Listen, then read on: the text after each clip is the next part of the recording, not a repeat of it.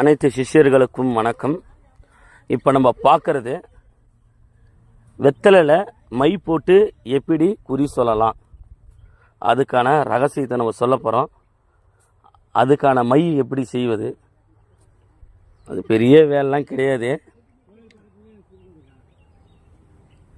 பெண்ணு கன்னி தீட்டு துணி இருக்குது பார்த்தீங்களா, தூம துணி. அந்த தூம துணி எடுத்துக்கிறீங்க. அது எந்த பெண்ணாக இருந்தாலும் பரவாயில்ல, அதுக்கு எந்த ஒரு சாபலாம் எதுவும் வராது.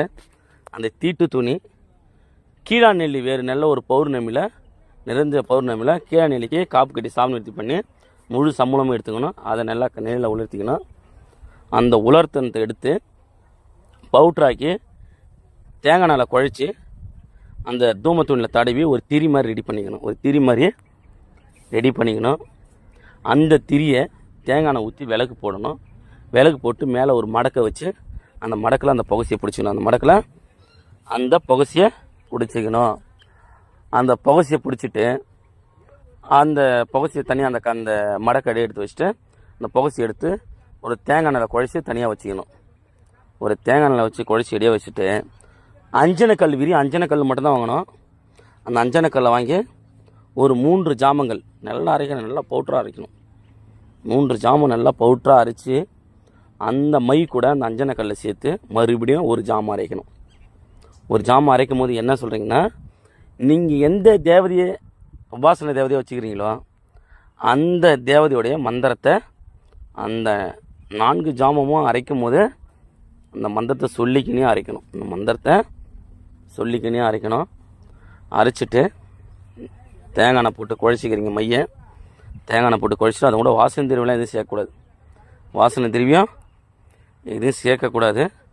அந்த மையை அப்படியே எடுத்து போயிட்டு வச்சுக்கிறீங்க. இப்போ யாருன்னா குறி கேட்க வராங்கன்னா ஒரு பெண் வெத்தலை எடுக்கிறீங்க. ஒரு பெண் வெத்தலில் எடுத்துக்கிறீங்க. அந்த பெண் வெத்தலில் இந்த மையை எடுத்து நடுவில் தடவிக்கிறீங்க.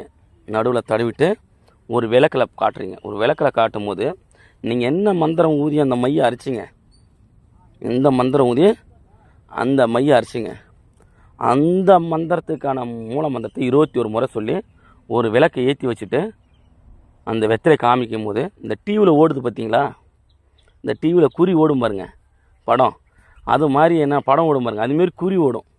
திருடு போன பொருள் எங்கே இருக்குது, நீங்கள் எதுக்காக வந்திருக்கீங்க, குழந்தை இல்லாத வந்திருக்கீங்களா, திருமணம் ஆகாத வந்திருக்கீங்களா, உங்கள் வீட்டில் என்ன பிரச்சனை, செய்வன இருக்குதா, எந்த இடத்துல செய்வன இருக்குது, புதையல் எடுக்க வந்திருக்கீங்களா, எந்த இடத்துல புதையல் இருக்குது, எல்லாத்தையும் அந்த வெத்தலை வச்சு டான்னு நீங்கள் குறி சொல்லலாம்.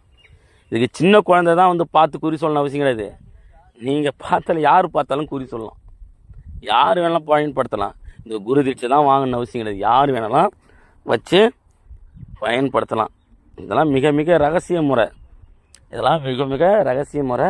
ஆனால் இந்த மையை வந்து நீங்கள் பயன்படுத்தி செய்கிற அன்றைக்கி நிறைஞ்ச பௌர்ணமியாக இருக்கணும். அந்த மைக்கு வந்து நல்ல உரு கொடுக்கணும். புரியுதுங்களா? எந்த அளவுக்கு நீங்கள் உரு கொடுக்குறீங்களோ அந்த அளவுக்கு அதுக்கான வேலையை அது செய்ய ஆரம்பிக்கும். வெத்தலில் போட்டு பார்க்குற மையை. இந்த மையோட ரகசியத்தை நான் சொல்லக்கூடாதுன்னு நினச்சேன். சிஷியர்கள் வந்து ரொம்ப ஃபோன் பண்ணி, ஐயா என்னால் தேவதைகளை சித்து எடுக்க முடியல ஐயா, ரொம்ப கஷ்டமாக இருக்குது, நீங்கள் தேவதைகளை சித்து எடுக்க சொல்கிறீங்க, ரொம்ப கஷ்டமான பயிற்சியாக இருக்குது, எனக்கு வெத்தலில் மை போட்டு பார்க்கணும், சின்ன ஒரு ரகசியமான முறையை மட்டும் சொல்லுங்கள், அதுவும் வீடியோவில் சொல்லிவிடுங்க, நீங்கள் பயிற்சியில் கூட சொல்ல தேவையில்ல, இதுக்குன்னு ஒரு பயிற்சி வச்சு நீங்கள் சொல்ல தேவையில்ல, வீடியோவில் சொல்லிவிடுங்க. சிஷியர்கள் ஆசைப்பட்டாங்க.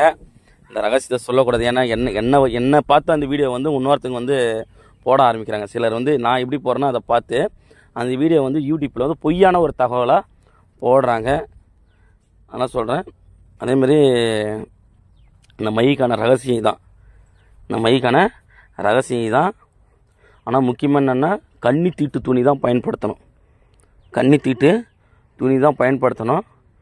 வயசு வந்து என்னென்னா கண்ணி கழிஞ்ச பொண்ணுங்க துணி பயன்படுத்தக்கூடாது. வேலை செய்யாது.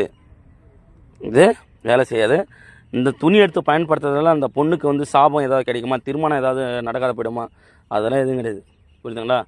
இது சாபமே கிடையாது. ஒரு கன்னி திட்டு துணியை தான் எடுத்து நீங்கள் பயன்படுத்த போகிறீங்க. அதுக்கு அவங்களுக்கு எந்த ஒரு சாபமும், அவங்களுக்கு எந்த ஒரு பாதிப்பும் ஆகாது. புரியுதுங்களா? உங்களுக்கு பாதிப்பாகிற மாதிரி நான் எதுவுமே சொல்ல மாட்டேன். உங்களுக்கு பாதிப்பாகுதுன்னா அதை நான் சொல்லவே மாட்டேன். அதான் நான் என்னென்னு கேட்டால் நான் அப்படி தான் சிஷ்யர்களுக்கு எந்த ஒரு பாதிப்பும் வரக்கூடாது. அதுக்கான ரகசிய முறை இது. மிக நன்றி. ஏதாவது வந்து கேட்கணுன்னு ஃபோன் பண்ணி கேளுங்க. இதில் ஏதாவது தெளிவாக வேணும்னா கேளுங்க. மிக்க நன்றி.